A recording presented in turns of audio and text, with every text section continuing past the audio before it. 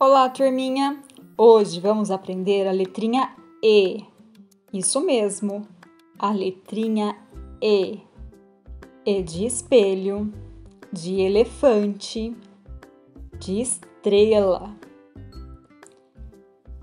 Para escrever a letrinha E, nós vamos começar lá em cima, vamos fazer uma linha até embaixo. Depois, vamos usar mais 3 linhas. Uma lá em cima, uma no meio e uma embaixo.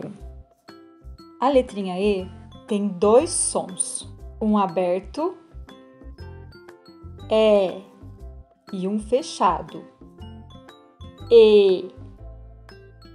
É isso aí. Hoje aprendemos a letrinha E. Espero que vocês tenham gostado.